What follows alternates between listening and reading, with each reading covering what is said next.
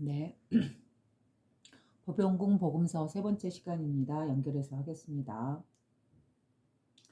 하나님과 인간은 본시 하나였으나 세속적인 사상과 말과 행동으로 인하여 인간은 스스로 하나님으로부터 멀리 떨어져 나가 천박한 존재로 전락했음을 그들에게 가르치시기 바랍니다. 성령이 조화와 평화를 회복하여 또다시 하나로 된다는 것과 사랑 이외에는 그 어느 것도 신인 합의를 이룰 수 없다는 것을 가르치십시오. 하나님이 세상을 사랑하사 사람들이 이해할 수 있도록 하기 위해 그의 아들로 하여금 수육하게 하여 이 세상에 오게 했음을 가르치시오. 세상의 유일한 구세주는 사랑이며 마리아의 아들 예수는 그 사람들에게 그 사랑을 변증하기 위해서 온 것입니다. 한편 사랑은 그 길이 준비될 때까지는 표현될 수 없습니다. 바위를 부수고 높은 언덕을 낮게 하여 골짜기를 메꾸어서 길을 준비하는 것은 단지 순결 위에는 아무것도 없다는 사실을 알아야 합니다. 여기서 말하는 단지 순결 이외에는 아무것도 없다. 그래서 순결이란 자신의 본래 성품, 이 깨끗함, 순수함, 정정성을 이야기하는 거죠. 자, 그러나 사람들은 순결한 삶이 무엇인지를 이해하지 못하고 있습니다. 그리고 그것 또한 현실의 육적인 것과 육적인 인과관계 속에 나타나야만 합니다.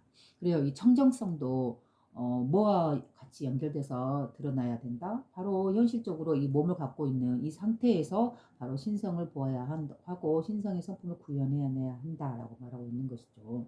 그죠? 그래서 막 뭐죠?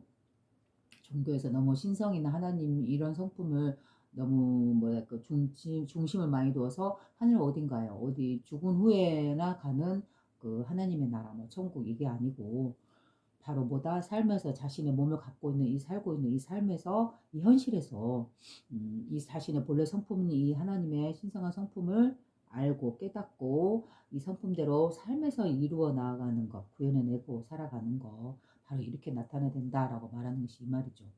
사람들은 순결한 삶이 무엇인지 이해하지 못하고 있습니다.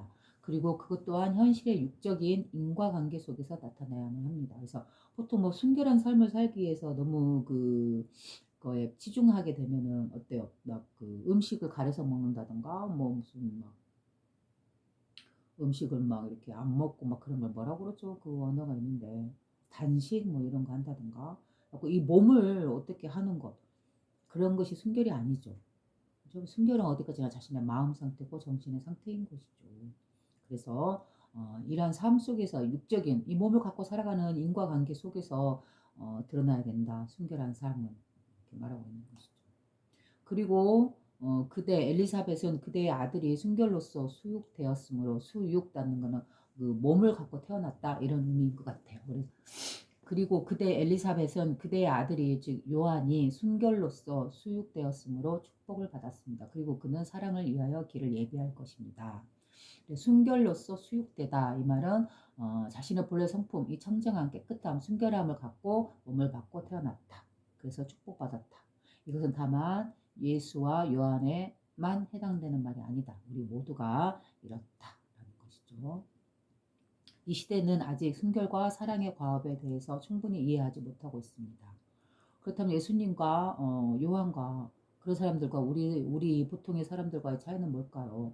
누구나 다 이 본래 성품, 이 순결을 갖고 태어나지만 그 순결성을 자신의 삶에서 얼마나 드러내냐의 차이, 바로 이 차이에서 예수님과 우리들의 차이는 좀 어느 정도 차이가 난다고 볼 수는 있겠죠. 그죠? 그러나 이 순결로서 자신의 몸이 수육되었다, 태어났다, 그래서 축복을 받았다. 그래서 본래 성품을 누구나 갖고 태어났다라는 것은 누구나 다 똑같이 동등하게 축복을 받았다라는 것이죠. 그렇죠? 그래서 우리도 자신의 삶에서 예수나 뭐 요한이나 세례자 요한이나 이런 위대한 사람들처럼 살지는 못하더라도 자신의 삶에서 먼저 자기 자신을 구제해 주는 것, 그죠? 자기 자신을 구해 주는 것, 그게 가장 크다. 그 자신을 구하는 것은 예수나 뭐 세례자 요한이나 그들이 어디까지나 말은 해줄 수는 있지만 그걸 실천하는 건 바로 자기 자신이죠. 그래서 자신을 순결하게 축복받는 존재로서 태어났기 때문에 그 성품을 유지하면서 살아가고 자신을 구제해주고 자신을 깨끗하게 해줄 수 있는 것은 뭘까요? 바로 자기 자신이죠. 그렇죠? 자기의 마음은 자기가 다스릴 수 있기 때문에. 이 시대는 아직 순결과 사랑의 과업에 대해서 충분히 이해하지 못하고 있습니다. 순결이란 자신의 성품이 깨끗하고, 그죠? 청정하다는 걸 알고, 바로 그 성품이 뭐다? 사랑이다. 그러한 것에 대해서 충분히 이해하지 못하고 있다. 그러나 하나님이 성취해야 할 말씀은 한마디도 땅에 떨어진 일이 없습니다. 왜냐하면 하나님의 명부책에는 모든 사상과 말과 행동이 적혀 있기 때문입니다. 그래서 이 순결과 사랑이라는 이 하나님의 성품에 대해서 충분히 이해하지 못하고 있대요, 사람들이. 그러나 하나님이 성취해야 할 말씀은 한마디도 땅에 떨어지는 일이 없다. 왜냐하면 하나님의 명부 책에는 모두 사상과 말과 행동이 적혀 있기 때문이다. 그리고 하나님의 명부 책에는 모든 사상이나 생각과 말과 행동이 적혀 있다. 그죠? 바로 하나님의 명부 책이다라는 건 바로 성품자리를 표현하는 것이죠. 그죠? 여기에는 모든 사상과 말과 행동이 적혀 있다. 이 기독교나 유교나 뭐 도교나 노자나 뭐 이러한 종교라고 할 수 있는 그 자리는 이 진리의 자리, 이 성품의 자리를 말하고 있기 때문에 그 모든 사상이나 말과 그러한 행동들이 어디에서 나오냐? 바로 하나님의 명부책에서 나온다. 하나님의 명부책이란 어디냐? 바로 진리의 성품, 우리의 본래의 성품자리, 바로 이 자리를 말하는 거다. 그리하여 세상이 이를 받아들일 준비가 되었을 때 보시오. 하나님께서는 사자를 보내어 그 책을 펼치어 온갖 사랑과 순결의 소식을 그 신성한 책에서 옮겨 적게 할 것입니다. 하나님의 명부책이란 뭐다? 바로 이 그 신성한 책이라고 표현하고 있죠. 그 신성한 책이란 뭐다? 바로 하나님의 성품이요. 우리의 본래 성품자리. 이 깨끗하게 청정한 이 자리. 그죠? 신성하다는 것은 어떤 때묻지 않는 밝게 빛나고 있는 늘 이 순결하고 깨끗한 이 의식이죠. 그 의식이 바로 우리의 성품, 본래 성품자리다. 우리의 성품자리. 보고만 이 순수한 거울과 같은 의식. 여기서는 때묻지 않는다라고 했죠. 어떤 그림자도 올 수 없는 자리다. 그죠? 바로 이 자리를 하나님의 명부 또는 그 신성한 책이라고 말한 것이죠. 그래서 이 신성한 책에서 나올 수 있는 그 수많은 말씀이나 성스러운 말들, 그죠? 예수님과 부처님이 말씀하시는 이 성품자리, 바로 이걸 갖다가 표현하는 것 같아요. 그래서 그리하여 세상이 이를 받아들일 준비가 되었을 때 바로 보병궁 복음서가 여러분들에게 읽혀지고 누구나 읽을 수 있을 때 바로 물병자리 시대가 이제 시작됐다라고 했죠. 바로 이렇게 준비가 되었을 때 보시오 하나님께서는 사자를 보내어 그 책을 펼치어서 그 신성한 책을 펼치어서 그 책에는 어떤 글자가 있는 건 아니죠. 왜? 어떠한 형체가 있는 게 아니고 어떤 물체가 아니기 때문에 물질이 아니기 때문에 그래서 그 책을 펼치어서 온갖 사랑과 순결의 소식을 그 신성한 책에서 옮겨 적게 할 것입니다. 이 말은 무슨 말이에요? 예수님께서도 늘 말씀하셨던 거는 뭐예요? 이 성령자리, 신성한 체계라고 볼 수 있는 이 자리, 이 자리에서 그 정보를 바탕으로, 그 신성한 빛을 바탕으로 사람들에게 늘 말을 했죠. 그죠? 마찬가지로 하나님께서는 이제 사자를 보내어서 여러분들이 받아들일 준비가 되었을 때 하나님께서는 사자를 보내서 자신의 사자, 자신의 명령을 이행해라 하고 보내는 그 사자를 보내어서 그 책을 펼치어서 그 책이랑 그 성품자리를 펼치어서 온갖 사랑과 청정하고 순결한 그 소식을 그 신성한 책에서 옮겨서 적게 할 것입니다. 아주 아름다운 말이네요. 그죠? 그러면 지상의 모든 사람들은 그들의 모국어로 생명의 말씀을 읽을 것이며 빛을 보고 빛 속으로 걸어가서 빛이 될 것입니다. 그죠? 그러면 지상의 모든 사람들은 그들의 모국어로 생명의 말씀을 읽을 것이며 지금 시대라고도 볼 수 있겠네요. 지금 보면은 뭐 하나의 언어를 갖다가 여러 가지 언어가 같이 이렇게 번역해서 나오는 그런 시대잖아요. 그렇죠? 그러면 이렇게 내가 한국어로 이렇게 말을 하거나 그러면은 이 기술은 이 한국어를 인식해서 그걸 언어로 표현하고 다양한 언어로 드러내서 사람들이 볼 수 있는 것이죠. 지금 시대는 이제 그렇게 변했죠. 그래서 그 말과 같이 그러면 지상의 모든 사람들은 그들의 모국어로 생명의 말씀을 읽을 것이며 결국 어떻게 될 것이다? 바로 빛을 보고 자신의 본래 성품을 보고 빛 속으로 걸어가서 바로 빛이 될 것입니다. 그래서 여기서 보면 그 대목이 생각나네요. 그리하여 세상이 이를 받아들일 준비가 되었을 때 바로 지금부터라고 저는 생각해요. 바로 보병궁 시대, 물병자리 시대 말했던 그대로 이 준비되었을 때 보시오 하나님께서는 사자를 보내어서 그 책을 펼치어 온갖 사랑과 순결의 소식을 그 신성한 책에서 옮겨 적게 할 것입니다. 그래서 또 여기서 이 문구를 읽는 동안 또 그 생각이 나네요. 재밌는 이야기를 또 하나 해드리면 제가 꿈에서 얼마 오래전 좀 됐는데 몇 년 됐는데 꿈에서 꿈을 꾸는데 하늘을 이렇게 위로 올려다봤는데 하늘에가 이렇게 두루마기가 있는데 두루마기가 이렇게 좀 어느 정도 적당히 펼쳐져 있어요. 한쪽은 말려져 있고 하늘로 이렇게 펼쳐져 있죠. 그래가지고 이렇게 하늘에 딱 떠 있어요. 그래서 그거를 봤더니 글자를 봤더니 글자가 한글도 아니고 한자도 아니고 영어도 아니고 내가 알 수 있는 글자는 아니었어요. 그래서 저 글자가 뭘까 하고 모르겠는데 어쨌든 그 글자가 종이 위에 황금색으로 이렇게 그려져 있어요. 위에서 아래로인지 옆으로인지는 모르겠죠. 근데 네, 어쨌든 길쭉길쭉하게 글들이 이렇게 새겨져 있더라고요. 위에서 아래 느낌 같았어요. 순서는.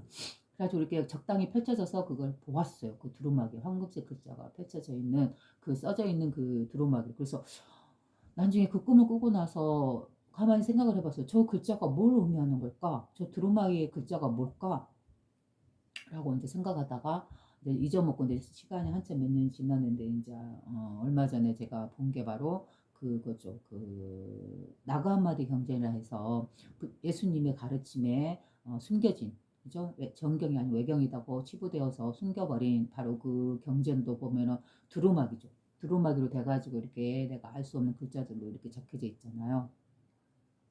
근데 제가 이제 그 글자의 느낌을 그때 당시 꿈꾸고 나서 태강을 이렇게 언어들을 살펴봐도 똑같은 글자가 없었거든요.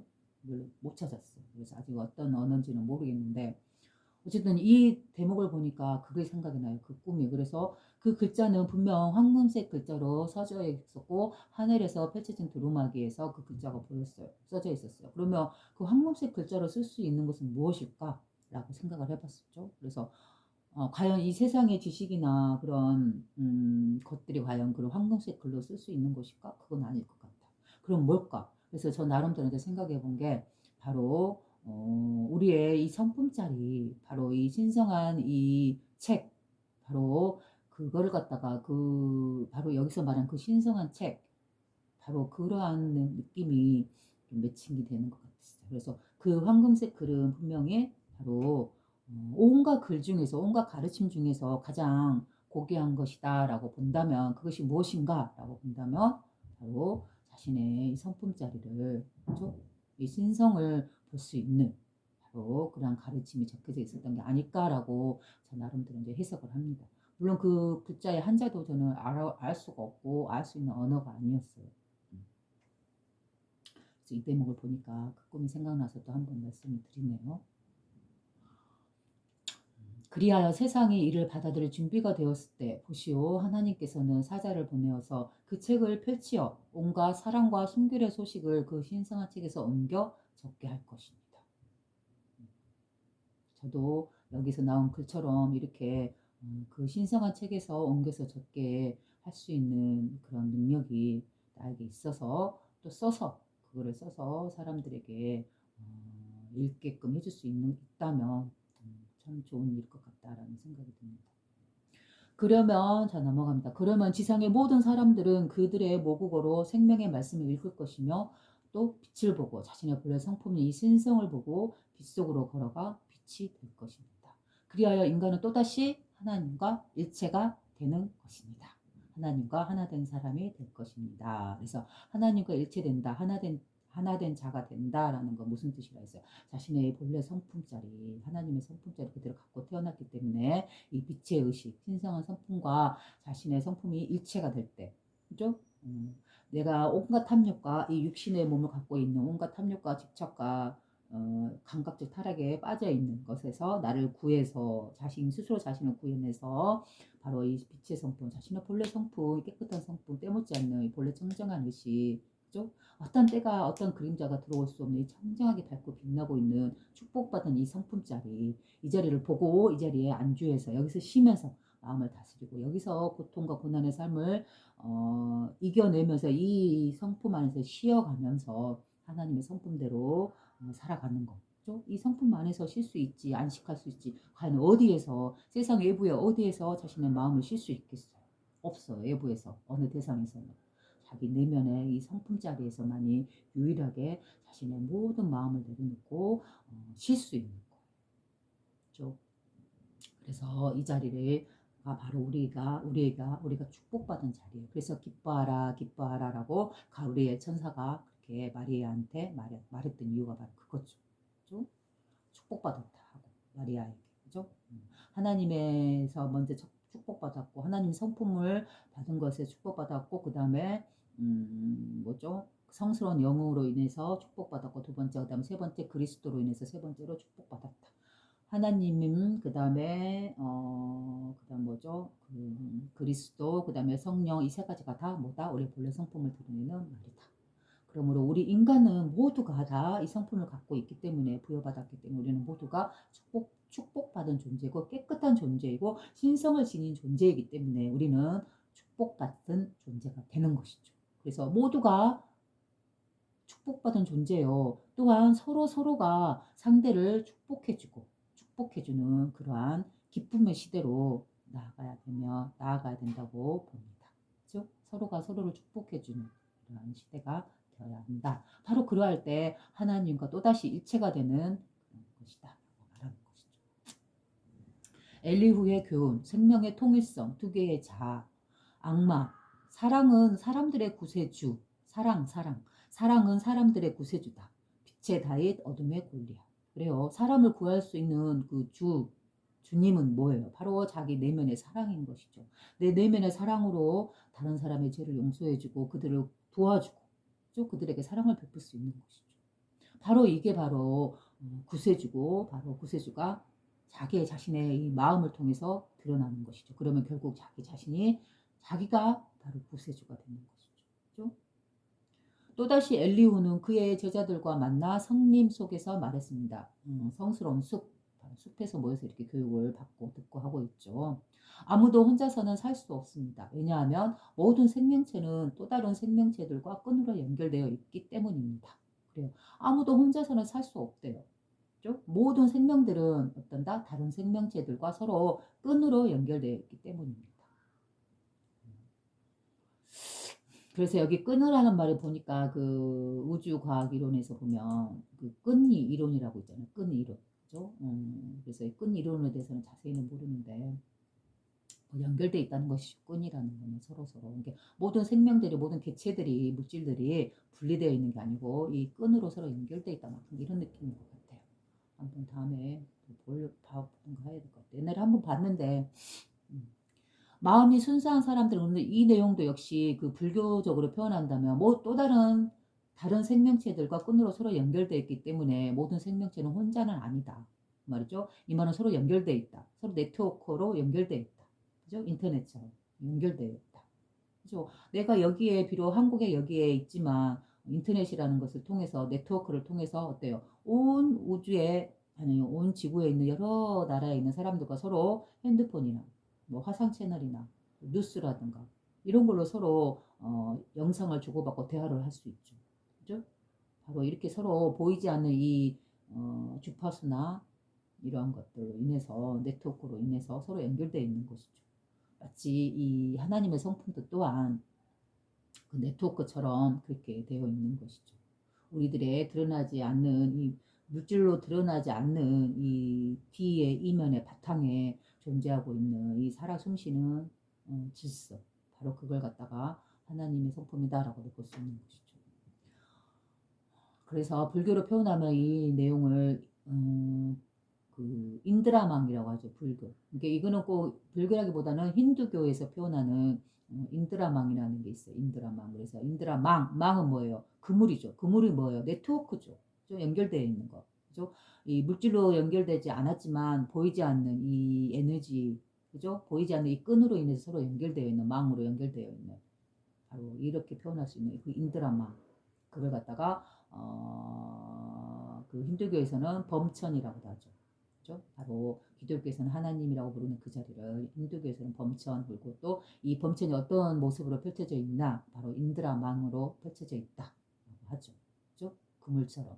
그래서 여기서도 그렇게 말하고 있잖아요. 여기 보병군 보험서에서도 아무도 혼자서는 살 수 없습니다. 왜냐하면 모든 생명체는 또 다른 생명체들과 끈으로 연결되어 있기 때문입니다. 그래서 우리는 나라는 한 사람이 여러분이라는 한 사람이 어떠한 마음을 이 세상에 내보내느냐 하는 것은 결국 어떤 행위나 어떤 마음을 내보내는 것은 그 영향력은 어때요? 모든 생명체들과 서로 끈으로 마음으로 연결되어 있기 때문에 서로 영향을 주고받는 것이죠. 몸과 몸은 분리되어 있지만 떨어져 있지만 사람과 사람은 떨어져 있지만 그 사람들의 이 물질이 드러나 있지 않은 이면의 바탕에는 뭐예요? 생명체들의 끈으로 연결되어 있다라고 말하고 있잖아요. 마찬가지로 우리는 하나님의 성품으로 서로 연결되어 있다. 서로가 모두가 다 모든 사람들은 생명체들. 그러니 하나의 생명체가 어떠한 영향을 내보내나 하는 것은 그 모든 생명체들에게 모두 다 끈으로 연결되어 있기 때문에 다 영향을 주고받고 있는 것이죠. 또한 우리들 또한 다른 생명체들의 영향에 의해서 영향을 받는 것이고 서로가 서로의 영향을 주고받는 서로 끈으로 모든 사람들이 서로 연결되어 있다. 사람뿐만 아니라 자연과 우주 만물이 다 하나로 연결되어 있다. 그렇죠? 마음이 순수한 사람들은 축복을 받은 사람입니다. 그래서 순수함이랑 깨끗하고 때묻지 않은 청정한 의식을 지니고 있는 사람들. 이런 사람들은 축복받은 사람입니다. 그들은 사랑을 베풀지만 사랑에 대한 보상을 바라지 않기 때문입니다. 그래요. 무언가를 베풀고 나서 그에 대한 보상을 바라지 않는 것, 이게 참된 사랑인 것이죠. 그들은 남들로부터 부당하게 대우받고 싶지 않은 것을 남에게 행하려고 하지 않습니다. 이 말은 공자 말인가요? 그 사람이 그런 말 하는 거 있잖아요. 한자는 모르겠고 내가 남에게 하고 싶지 않은 거, 내가 남에게 대우받고 싶지 않은 것을 다른 사람에게 하지 마라. 그 말과 똑같은 말이죠. 이 말이. 그렇죠?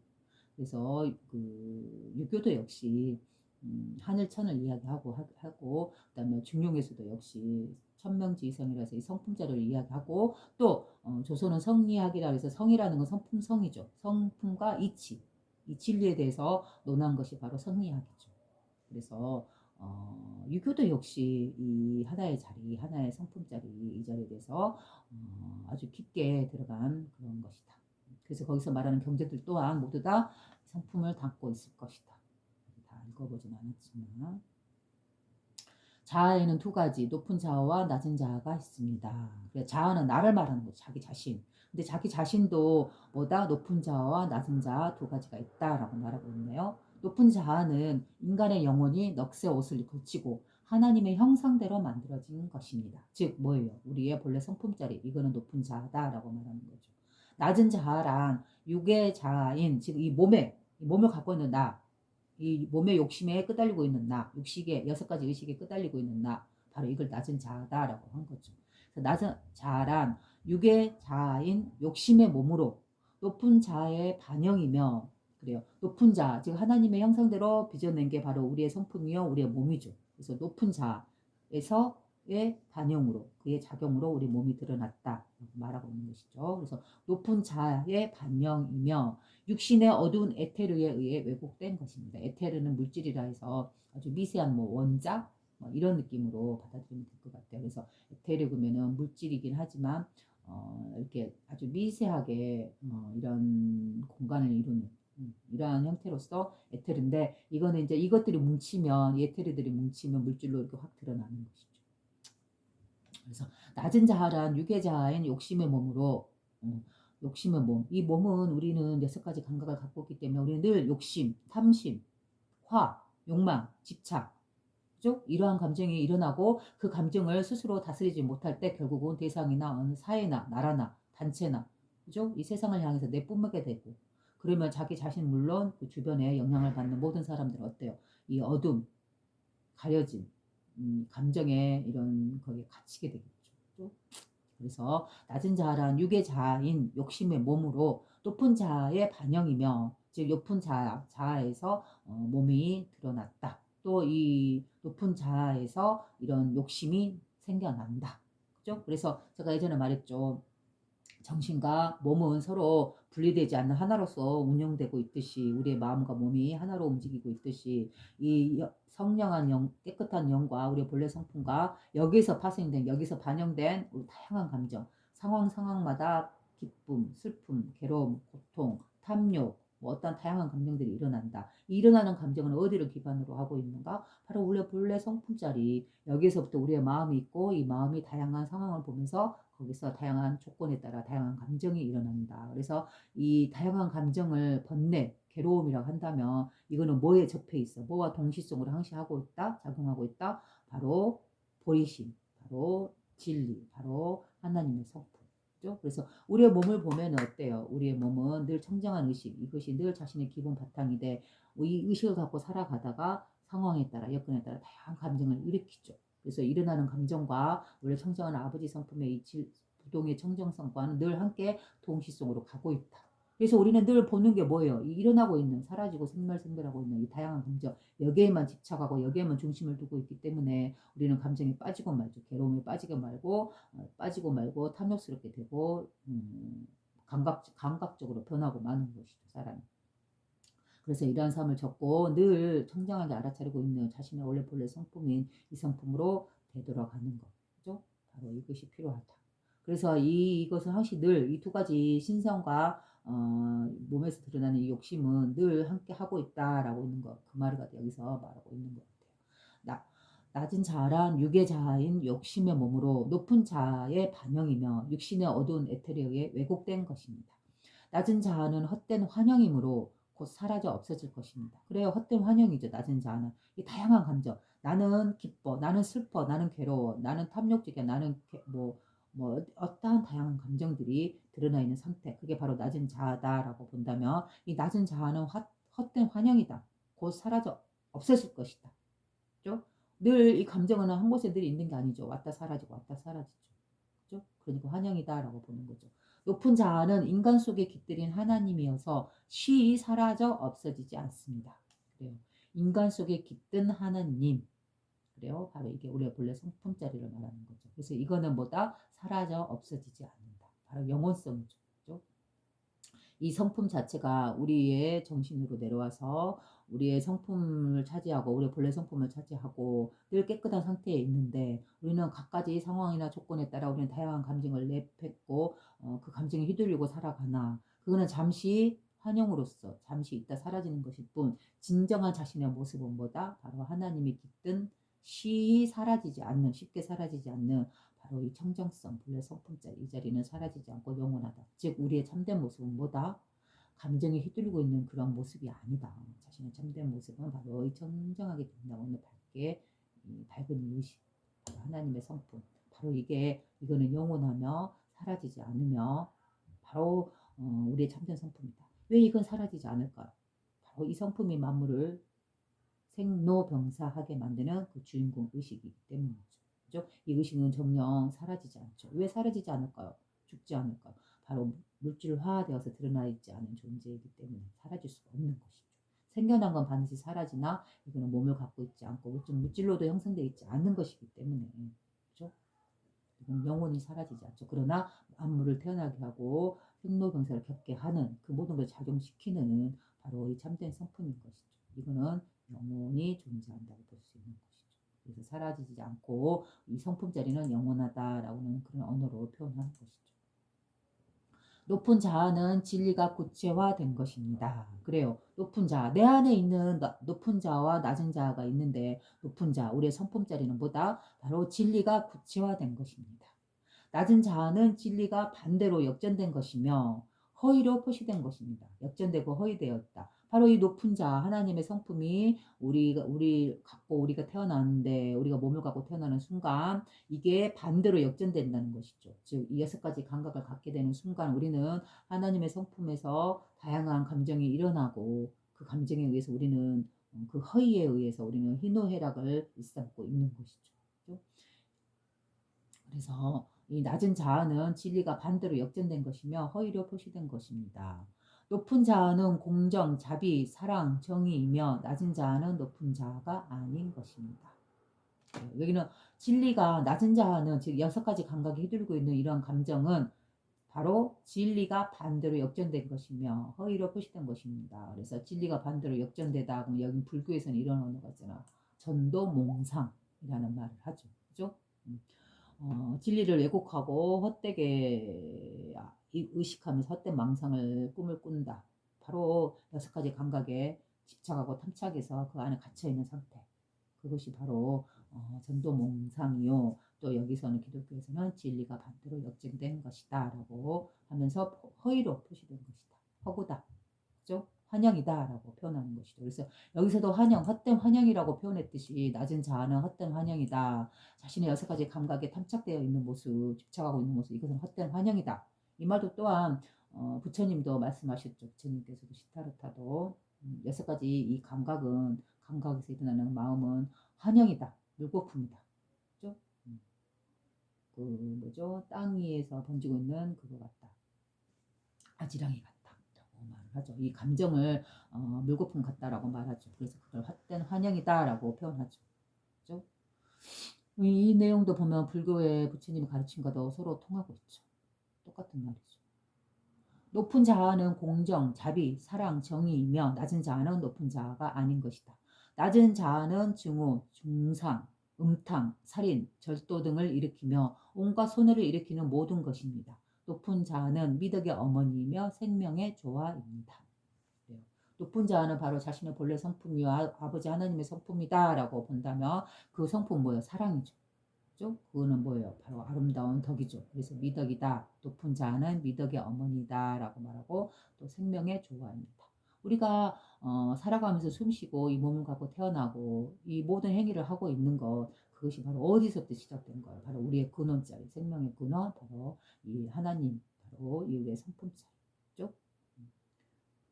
바로 이 자리, 그죠? 불교식으로 말하면 자신의 마음자리, 본래 마음자리. 바로 이 자리에서 우리는 태어나고 이 자리로 인해서 우리의 생명이 조화롭게 살아가고 있는 것이죠. 낮은 자아는 약속은 푸짐하게 하지만 축복과 평화가 부족합니다. 그것은 쾌락과 환희와 만족을 가져다 주지만 불안과 비참과 죽음을 동반합니다. 그래요. 낮은 자. 그죠? 물질을 추구하는 이 6가지 감각에 추구하고 있는 이런 것은 약속은 푸짐하게 하지만 그것 안에는 축복과 평화가 부족합니다. 그죠? 우리가 아무리 많은 것을 가지고 소유하고 그 안에서 감각적으로 누리고 한다더라도 그 안에서의 마음의 축복과 마음의 평화란 부족하죠. 그것은 쾌락과 환희와 만족을 가져다 주지만 불안과 비참과 죽음을 동반합니다. 여기서 쾌락이란 뭐예요? 건전한 쾌락이 아니겠죠. 그 다음에 환희, 이 환희 또한 건전한 기쁨의 그 환희가 아니겠죠. 그다음에 만족은 뭐예요? 잠시 이 육체적인 만족을 말하고 있는 것뿐이죠. 하지만 이런 것들은 어때요? 다시 불안과 비참함과 죽음을 동반합니다. 그것은 사람들에게 겉보기에는 탐스럽고 아름다운 향기를 풍기고 있지만 속은 벌레 먹어 흠집투성이이며 쓰디쓴 사과를 줄 뿐입니다. 무엇이? 바로 쾌락, 환희, 만족을 가져다 주는 이런 낮은 자아에서 그 안에 갇혀서 탐닉하고 있는 존재들, 그런 모습들, 이렇게 표현하는 것이죠. 만일 그대가 무엇을 배워야 하느냐고 나에게 묻는다면 나는 당신 자신에 대해서 먼저 배우라고 대답할 것입니다. 그리고 만일 그대들이 스스로에 대하여 잘 배운 뒤에 다음에는 무엇을 공부해야 하느냐고 묻는다면 나는 또다시 그대 자신에 대해서 배우라고 말할 것입니다. 여기서 뭐에 대해서 배우라고 말하고 있죠? 바로 당신 자신에 대해서 먼저 배워라. 다시 한 번 더 뭘 배워야 하냐고 물어보면 그때도 역시 그대 자신에 대해서 배우라. 이 말을 보면 뭔 말이 생각나세요? 바로 소크라테스인가요? 그 사람이 말했다 하죠. 너 자신을 알라라고 했잖아요. 그 말과 똑같은 말이죠. 그렇죠? 그래서 옛날에는 이 공부를 하기 전에 너 자신을 알라 그래서 네가 그렇게 너 자신을 알아라 그러면 좀 뭐라 해야 될까요?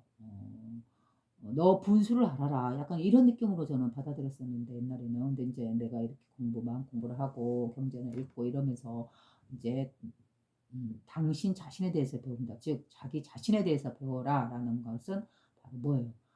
너가 진짜 너의 참된 모습이 무엇이냐. 불교로 치면 바로 화두를 던져주는 것이죠. 너 자신을 알아라.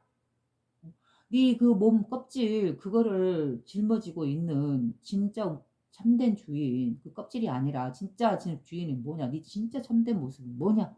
니를 있게 한 그 참된 모습이 뭐냐. 그 몸을 있게 한 바로 이거죠. 이 말을 하고 있는 것이죠. 나는 당신 자신에 대해서 먼저 배우라고 대답할 것입니다. 또다시 물어봤을 때 또다시 그대 자신에 대해서 배우라고 말할 것입니다. 바로 이거 같은 말이죠. 자기 참된 자신을 알아라는 것이죠. 참된 자신은 뭐예요? 나라는 존재는 이 몸이라는 존재, 이게 나라고 보지만 이것은 어디까지나 껍질이고 1차적인 것이고 진짜 진실한 나의 모습은 뭐예요? 이 껍질, 이 몸을 움직이고 있는 참된 주인공, 바로 우리의 머리꿀에 내려와 있는 이 영, 죠? 아버지 하나님의 성품짜리. 바로 이게 진짜 자기의 참된 주인이죠. 내가 봐야 참된 모습이죠. 이거를 바라는 거죠. 자기 자신을 알라라는 말은 바로 이거고 먼저 배워라. 자기 자신에 대해서 바로 이 말인 것이죠. 자신의 낮은 자아를 잘 아는 사람은 세상의 허무한 환영을 알 수 있으며 쉬 사라져 없어질 것을 알 수 있습니다. 그리고 자신의 높은 자아를 아는 사람은 하나님을 알며 능히 사라져 없어지지 않는 것이 무엇인지를 알 수 있기 때문입니다. 예. 자신의 낮은 자아를 잘 아는 사람은 세상의 허무한 환영을 알 수 있다. 낮은 자아, 허무한 환영이 뭐예요? 허무한 환영이란 바로 이거죠. 이 몸이 실체고 나고 진짜 자신이라라고 보는 것. 바로 이게 허무한 환영이고, 그 다음에 나의 그 조건에 따라 일어나는 다양한 감정들, 그러한 감정들이 진짜 나다라고 보는 것. 이게 바로 환영이라는 것이죠. 그리고 이것들은 쉬이 사라져 없어질 것이라는 것이죠. 그것을 알 수 있다. 낮은 자아에 대해서 알고 있는 사람들. 그리고 자신의 높은 자아를 아는 사람은 하나님을 알며, 당연하죠. 우리의 본래 성품자리는 어디서 왔다? 바로 하나님의 성품에서 왔다. 그래서 하나님을 아는 것이죠.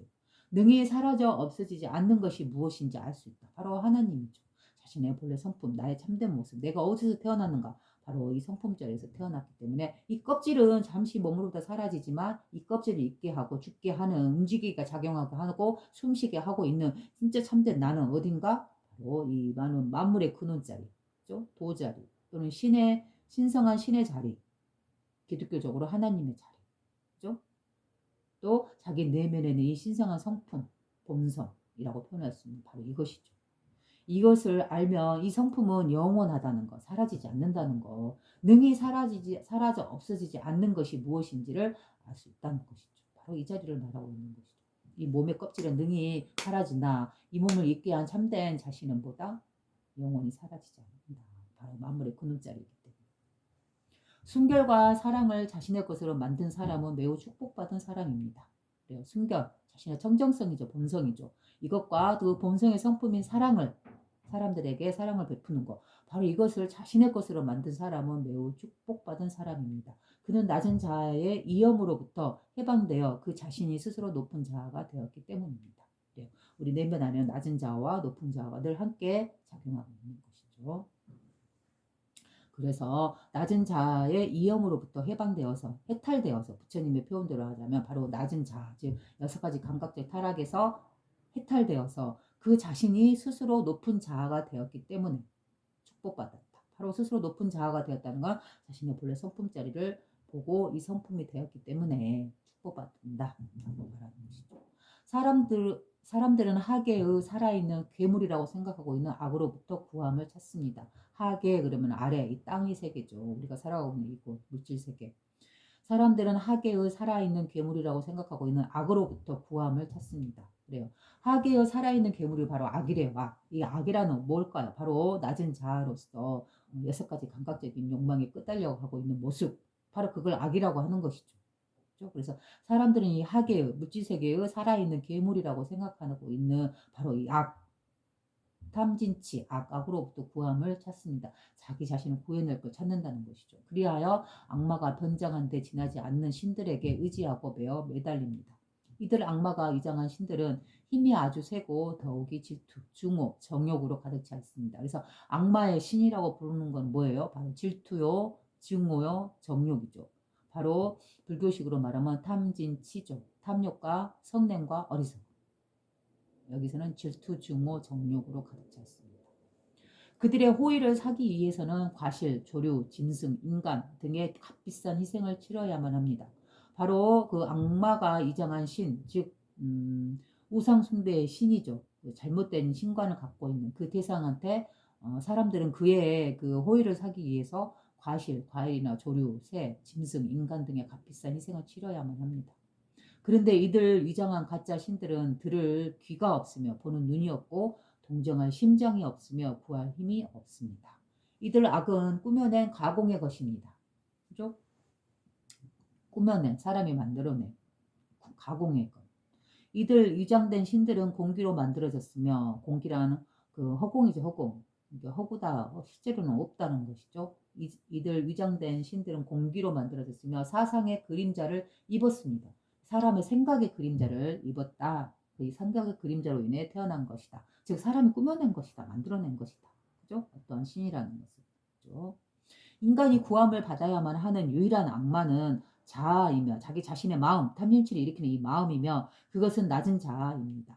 만일 인간이 자기 속에 깃들인 악마를 찾고자 한다면 자신의 내부를 들여다보아야만 합니다. 그의 이름은 자아입니다. 그래요. 자기 내면에 있는 이 낮은 자, 이게 바로 악마라는 것이죠.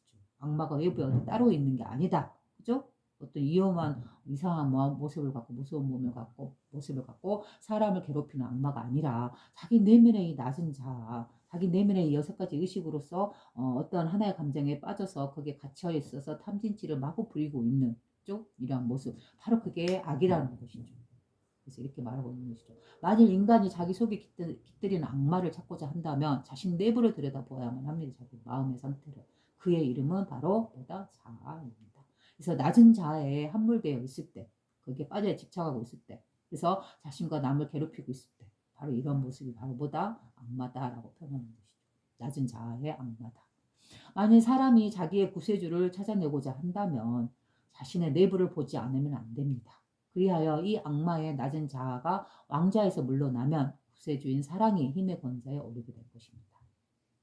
그래요. 그래서 만약에 사람이 자기의 구세주를 찾아내고자 한다면, 자기를 구해줄 수 있는 주님과 같은, 예수님과 같은 그런 존재를 찾고자 한다면 바로 뭐다? 외부의 어떤 신에 의지하고 어떤 신에 믿고 그 신에 따라서 수동적으로 살아가는 게 아니다. 바로 자기 내부를 보지 않으면 안 된다. 자기 내부의 마음을 보지 않으면 안 된다는 것이 바로 높은 자, 바로 자신의 본래 성품자리, 이 자리를 보아야 한다는 것이죠. 자기를 구해주기 위해서는. 그리하여 이 악마의 낮은 자아가 왕좌에서 물러나면, 즉 자신의 마음에서 물러나면 구세주인 사랑의 힘이 권좌에 오르게 될 것입니다. 자기 내면에 이 낮은 자아를 물러치고 바로 사랑의 힘, 여기에 딱 자신을 내려놓았을 때, 즉 높은 자인 바로 신성한 이 성품 자리에 딱 오르게 됐을 때 어떻게 된다? 바로 자기 자신을 구해주는 것이다. 그래서 자기를 구해줄 수 있는 사람은 누구다? 여러분들을 구해줄 수 있는 구세주는 누구다? 자기 자신이다. 자기 자신의 마음 다스림이 있다. 자기를 구해줄 수 있는 것은. 여러분 어떤 신이나 어떤 메시아나 어떤 인간이 아니다. 누가 구해준다? 자기가 자기 스스로 자기 마음의 다스림을 통해서 스스로 자기를 구하고 자기를 깨끗하게 만들고 자기를 완전하게 만든다. 빛의 다윗은 순결이어서 어둠의 강한 골리앗을 쳐부수고 구세주인 사랑을 왕좌에 앉힙니다. 살로메의 교훈, 남성과 여성, 인간의 분위기 철학, 성삼위일체의 신, 그 다음에 7위, 하나님의 섭리. 살로메가 그날의 교훈을 가르쳤습니다. 그녀는 말했습니다. 모든 시대가 같은 것은 아닙니다. 인사는 사람의 일은 기회가 있고 천리는 뭐뭐가 있듯이 해서 여기 두 한자를 내가 아까 읽어볼 때 찾아봐지는데 아직 안 읽어봤네요. 근데요, 무슨 뜻인지는 알 수 있겠죠. 있다 보면. 인사는 기회가 있고 천리, 하늘의 이치는 뭐뭐가 있듯이 오늘날은 남성의 말이 최대의 위력을 가질 수 있지만 내일의 시대는 여성이 최대의 가르침을 줄 수가 있는 것입니다.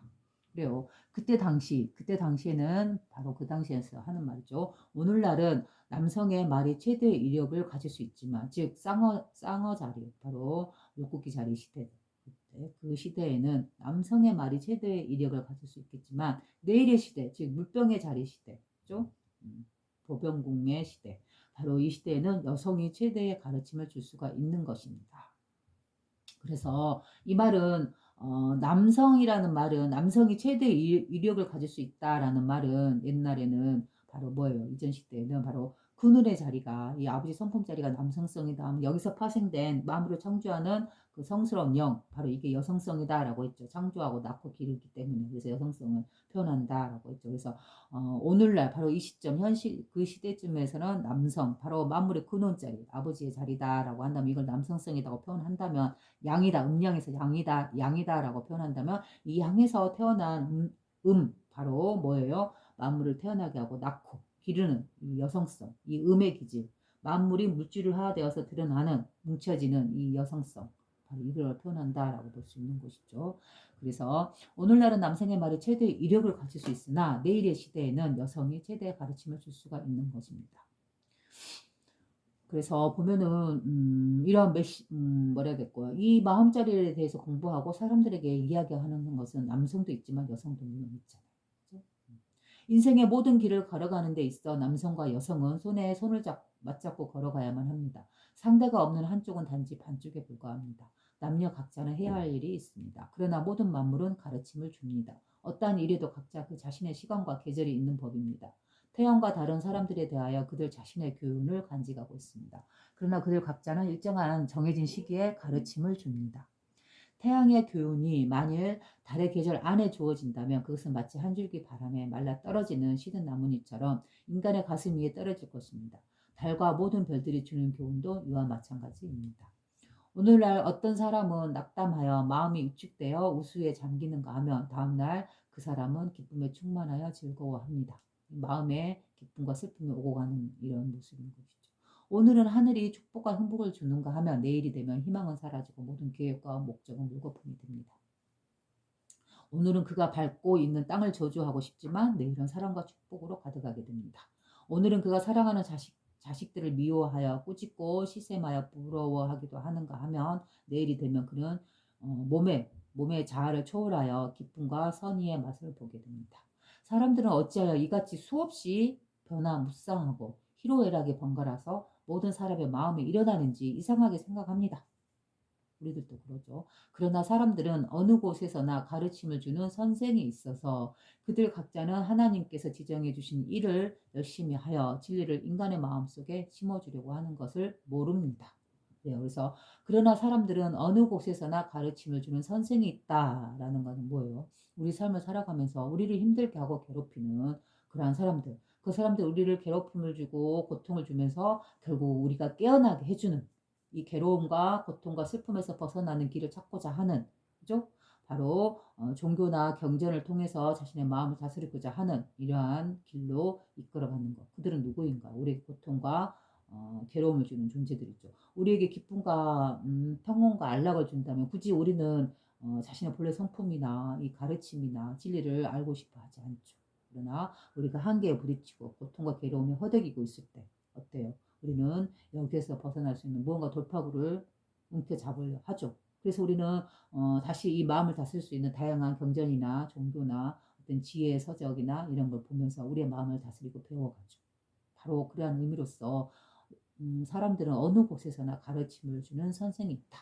바로 우리에게 이렇게 괴로움을 통해서 이끌어가는 자신의 본래 성품으로 이끌어가는 그 사람들을 선생이다라고 표현했고 이렇게 말을 하고 있는 것 같아요. 그들 각자는 하나님께서 지정해 주신 일을 열심히 하여 진리를 인간의 마음속에 심어주려고 하는 것을 모릅니다. 그래요. 인간의 마음에 무엇을 심어주려 한다? 진리를. 그죠?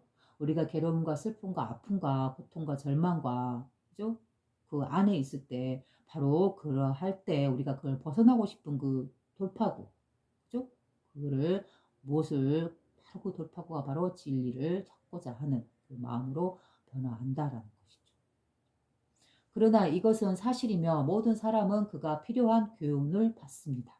그래요. 모든 사람은 그가 필요한 교훈을 받는데, 즉 자신의 삶을 통해서 그죠? 하나님의 진리가 피어난 이 삶을 통해서 그 괴로움이나 또는 행복이나 어떤 다양한 그런 모든 경험을 통해서 뭐예요? 그 사람에게 꼭 필요한 그 교훈을 받는다. 그죠? 즉 그러한 삶을 통해서 기쁨들, 슬픔들, 괴로움들 그 다양한 감정을 통해서 결국은 진리를 향해 가는 그죠?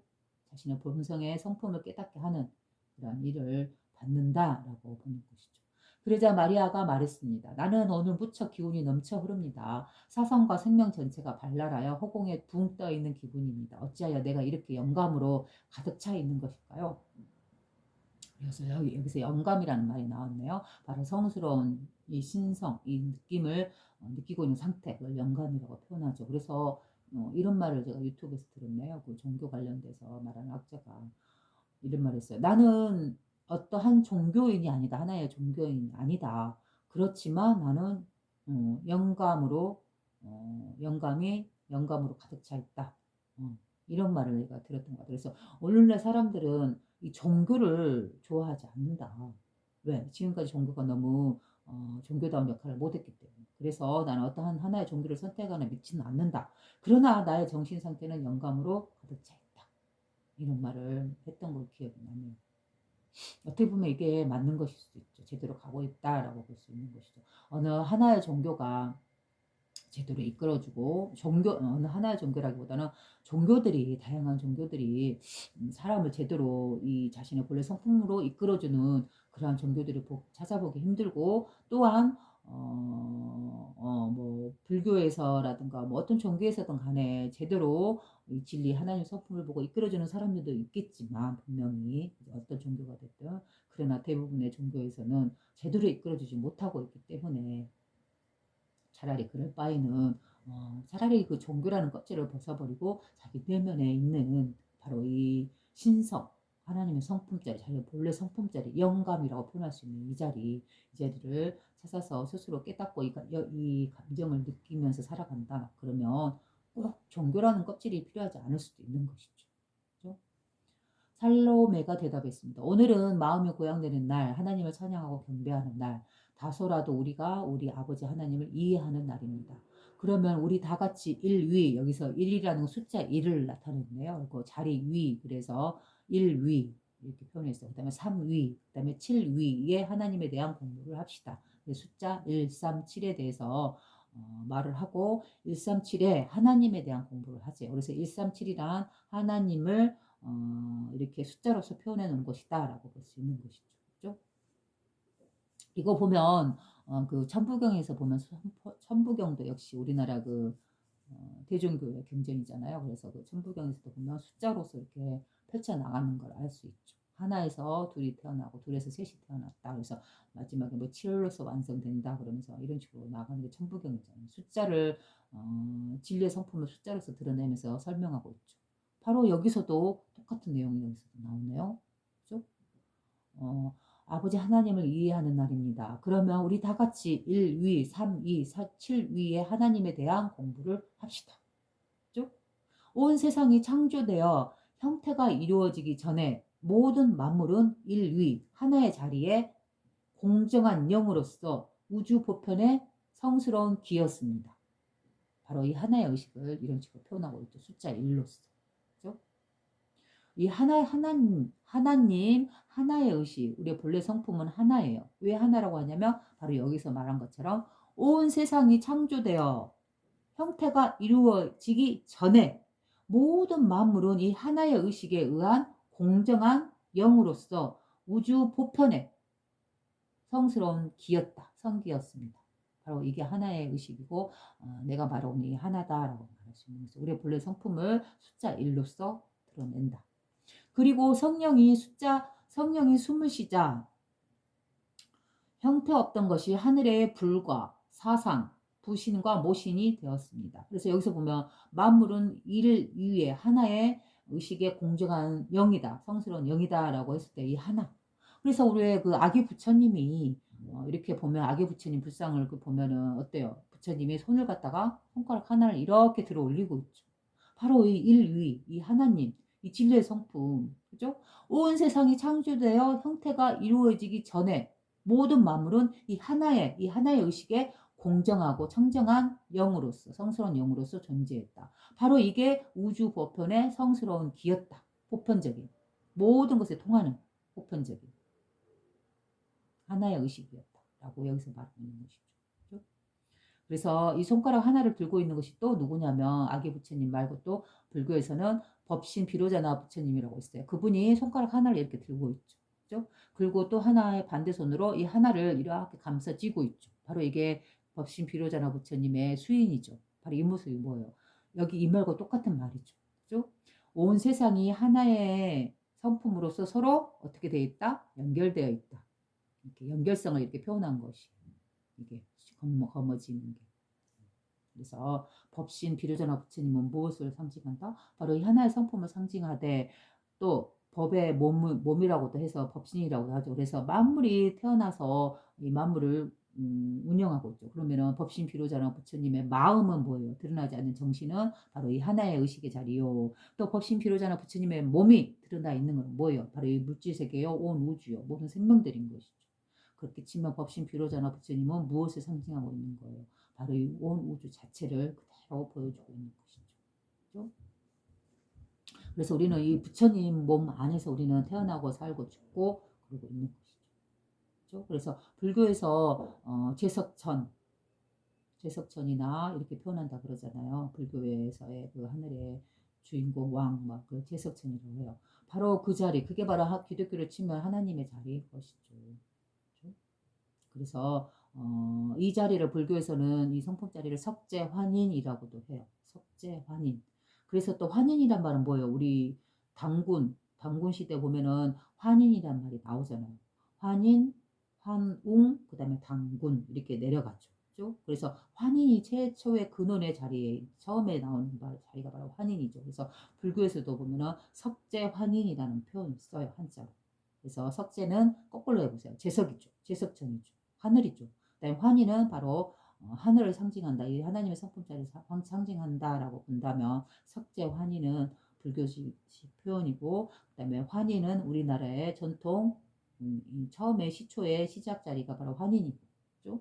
그 다음에 기독교에서는 이 자리를 하나님, 하나의 의식의 자리다 해서 주인공이다, 주님이다 해서 바로 만물을 이끌어가는 주인공, 주님이다, 올려서 주님이다, 하나의 님이다. 그래서 일로 써 숫자로 표현한다. 그렇죠? 그래서 온 세상이 창조대의 형태가 이루어지기 전에 태초라는 말이죠. 모든 만물은 이 하나의 의식 위에서 공정한 성스러운 영으로서 존재했다. 그래서 이것이 바로 우주 보편의 성스러운 기였다.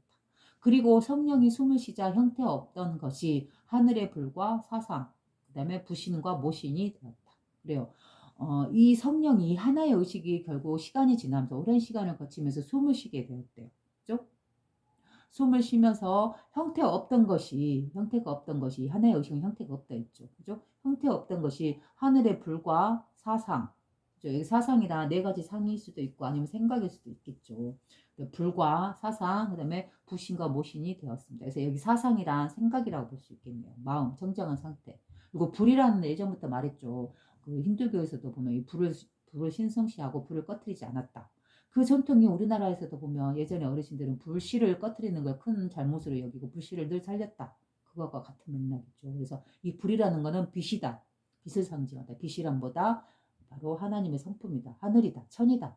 라는 것이죠. 우리 성품이죠. 그래서 이 불이라는 언어가 힌두교라든가 이 성품을 표현할 때 불이라는 언어도 많이 나와요. 그래서 여기 보면 형태 없던 것이 하늘의 불과 사상, 그 다음에 부신과 모신, 하늘의 불, 하늘의 빛과 그 다음에 하늘의 마음, 그 다음에 부신과 모신은 아버지 신과 어머니 신이라고 되어 있네요. 그 다음에 가로 해갖고 부신, 모신 그렇게 되어 있고, 또 부신, 아버지 신은 양, 음양할 때 양, 그 다음에 모신은 해갖고 양과 음으로도 표현되어 있네요. 그래서 아버지와 어머니, 부신, 모신, 바로 신이죠, 신. 근데 이거를 양과 음으로도 표현했다. 그죠?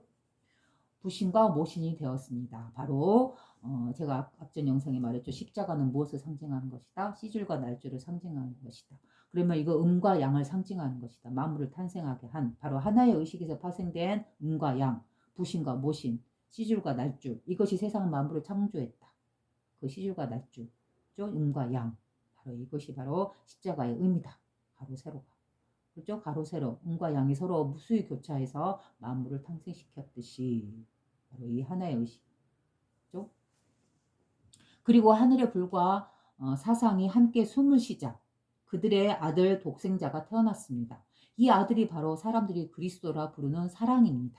그래요. 바로 뭐가 태어났다고요? 이 하늘의 불과 사상이, 이 생각이, 마음이 서로 함께 숨을 쉬자, 음과 양이 서로 숨을 쉬자 그들의 아들인 독생자가 나왔대요. 독생자란 뭐다? 바로 그리스도예요. 그래서 이 그리스도란 뭐다? 바로 사랑이다. 그죠? 바로 이 빛의 성품. 아버지 하나님의 성품은 바로 무엇이다? 빛의 성품이요. 또 다른 언어로 그리스도요. 또 다른 언어로 사랑이다. 말하고 있는 것이고. 그리고 그들의 아들 독생자라는 건 뭐예요? 바로 하나님의 독생자죠. 그래서 이 독이라는 거는 홀로 독이에요. 외로울 독. 그리고 어떠한 때가 묻지 않는 청정성. 그걸 갖다 독이라고도 표현해요. 그래서 이 독생자란 말에 이 독은 기독교에서는 이렇게 독생자라고 표현하는데 불교에서는 이 말과 같은 말이 뭐냐면 천상천하 유아 독존이라고 해서 이 독자가 들어가요. 홀로 독자. 이 독자는 청정성이에요. 어디에도 의지하지 않고 자기 스스로 존재하고 있는, 그죠? 바로 이 자리를 홀로 독이라는 이 독자를 써요.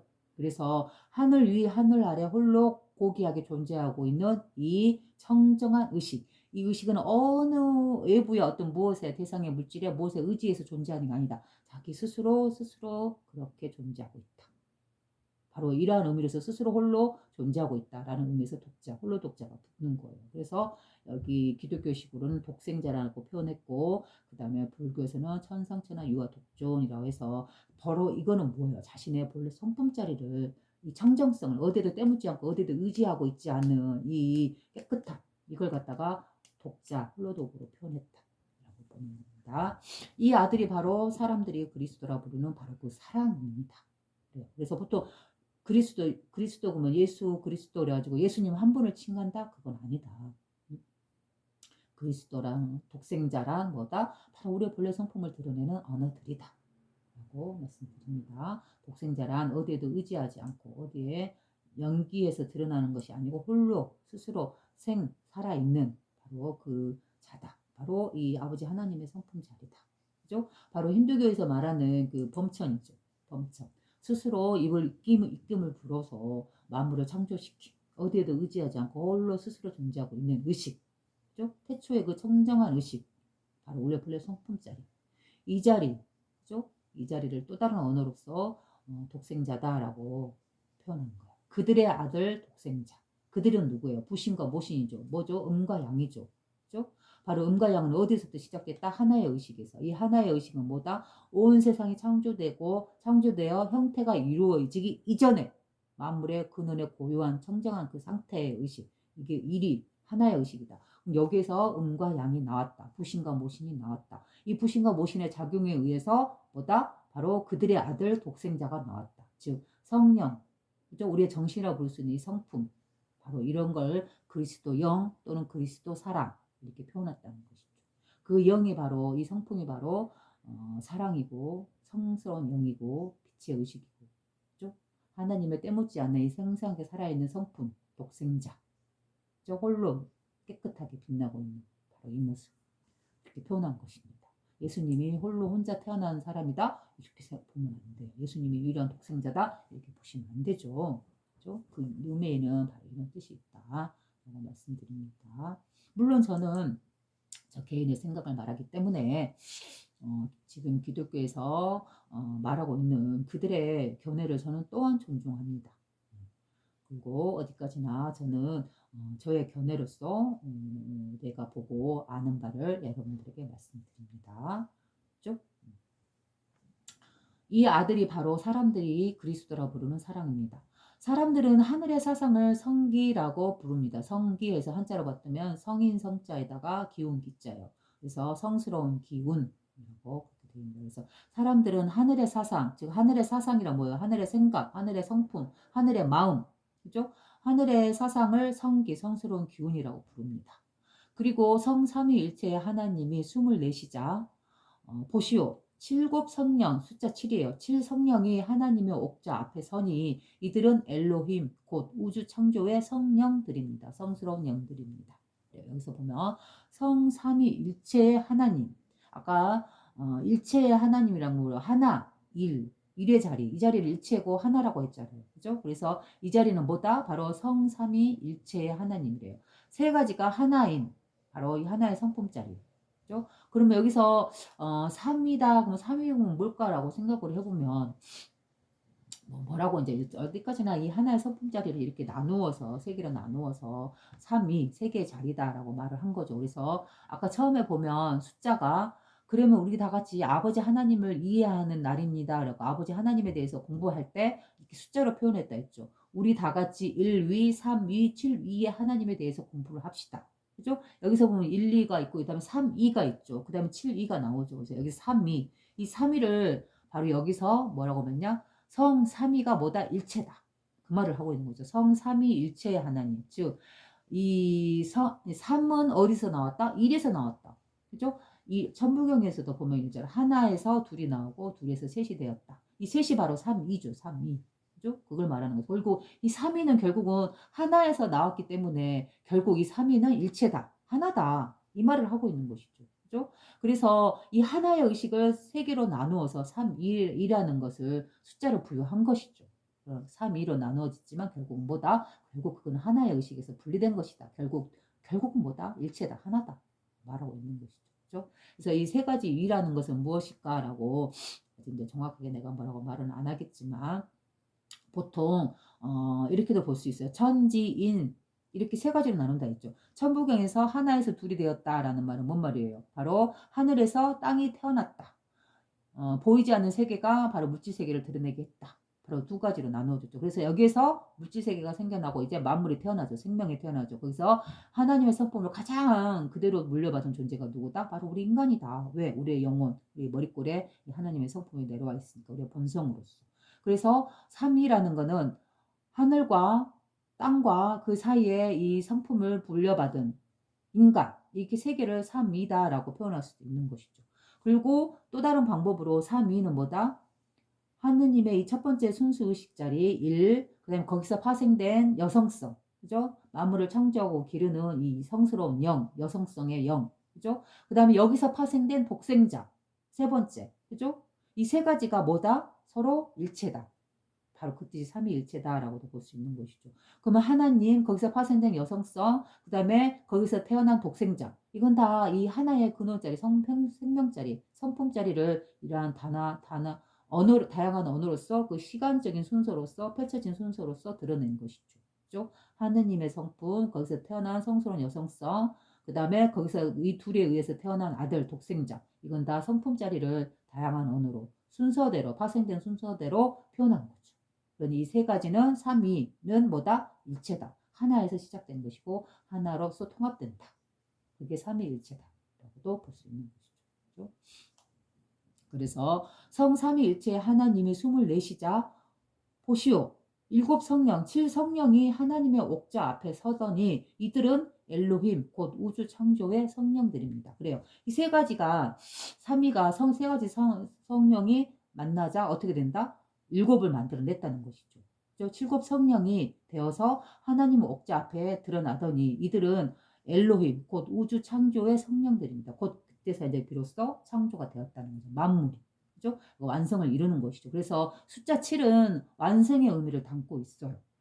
이런 인간이 몸을 가지고 완성된 몸을 갖추는 것이 7의 상태라고 보는 것이죠. 그리고 만물도 역시 뭘 1에서부터 시작해서 7이 되었을 때 완성이 된다라고 보는 거예요. 그래서 7은 완성의 수다라고 제가 말씀드려요. 그래서 성삼위일체의 하나님이 24시자 보시오. 일곱 성령이 하나님의 옥자 앞에 서더니 이들은 엘로이 곧 우주의 창조의 성령들입니다. 그죠? 성령들이래요. 여전히. 그죠? 이 성령들이 바로 만물을 창조하고 또한 인간도 만드는 것이죠. 그리고 이들 7성령이 말했습니다. 우리의 형상대로 인간을 만들도록 하자. 바로 여기에 나왔네요. 아버지의 형상대로 우리를 빚었다라는 말이 바로 이 말이죠. 우리의 형상대로 인간을 만들도록 하자. 그리하여 그들의 형상대로 인간은 만들어졌습니다. 우리 인간을 보세요. 우리 인간은 육, 대지를 상징하는 육, 그다음에 하늘을 상징하는 정신, 우리의 본래 성품자리, 그죠? 그다음에 하늘, 정신, 그다음에 몸, 대지, 물질, 육, 그다음에 그 안에 존재하고 있는 우리의 성스러운 영, 그죠? 세 가지가 천지인이 같이 뭐죠? 정신과 몸과 그다음에 성령이 세 가지가 같이 들어가 있는 것이죠. 바로 이 우주의 성품대로. 그죠? 그리하여 그들의 형상대로 인간은 만들어졌습니다. 그래서 인간이 바로 우주로 축소시킨 소우주다라고도 말하는 것이죠. 선천개벽 이후 까마득한 옛날 저 멀리 동방에 살고 있던 사람들이 일컫기를 도라는 것은 우주 보편의 성기, 성스러운 기의 이름이라고 했고 고서에서는 되돌아온 아무런 증명할 형태도 없으면서도 천지를 만들어 지킨다. 자, 그럼 먼저 봐봅시다. 여기서 보면 선천개벽 이후, 즉 까마득한 옛날이래요. 그죠? 까마득한 그 시작을 알 수 없는 선천이래요. 선천이 시작된 이후. 그럼 보면은 그 유튜브 같은 걸 통해서 보면 그 우리의 그 뭐죠? 그 제가 예전에 말했던 그 암각화 이야기 했잖아요. 그 울주에 있는 울주가 충북에 있나요? 어디에 있는지 정확히 모르겠는데 어쨌든 울주에 있는 그 암각화가 있는데 울주 어디에서부터 어느 지역에서부터 그다음에 천전리까지 연결돼 있대요. 그 암각화가 길쭉하게 계속 연결돼 있는 것이죠. 그 암벽을 따라서. 그죠? 그래가지고 거기가 이제 그림이 그려져 있는데 암각화가 그려져 있는데 우리 선조들이 이 땅에 살던 선조들이 암각화를 그렸는데 그 그림이 바로 하늘의 별자리를 그려놓은 거예요. 그리고 하늘의 별자리를 그리고 거기에다가 그 별의 움직임이라든가 거기서 태동한 문명이라든가 생명이라든가 정신의 그 종교의 처음에 근원의 시작점 모든 종교의 하늘에 있는 그런 지식의 근원의 시작점이라고 볼 수 있는 그런 그림들이 암각화에 그려져 있어요. 별자리를 통해서 별자리를 그려서 그래가지고 그걸 보면서 참 신기해가지고 봤는데 아마 그 시대가 그 암각화가 그려진 그 시기를 추정해보면 몇만 년 전이에요. 우리는 보통 우리의 역사를 몇천 년 전 또는 뭐 이렇게 보잖아요. 근데 실제로 그런 암각화를 그린 시기는 몇 만 년 전이라고 알 수 없는 그 긴 시간대로 아주 고대 시간으로 올라가요. 우리가 인식할 수 없는 긴 시간, 바로 오래된 시간. 바로 여기서 말하고 있는 까마득한 옛날이라고 볼 수 있는 것이죠. 그래서 선천개벽 이후 까마득한 옛날 어디 저 멀리 동방에 살고 있던 사람들이 일컫기를 어떻게 보면 우리나라를 상징하고 있을까라는 이런 생각도 들어요. 그래서 일컫기를 도라는 것은 우주 보편 성기의 이름이라고 했고 그다음에 고서에서는 옛날 서적이라는 것이죠. 옛날 글에서는 대도란 커다란 도란 이 도를 또 다른 말로 커다란 도라고 하는 것이죠. 대도란 아무런 증명할 형태도 없으면서 천지를 만들어 간다. 멋있는 말이죠. 그 다음에 우리의 이 대도에는 아무런 정감도 없건만 1월 성신의 출몰에 영향을 끼친다. 그 다음에 대도에는 아무런 이름이 없건만 만물을 생육시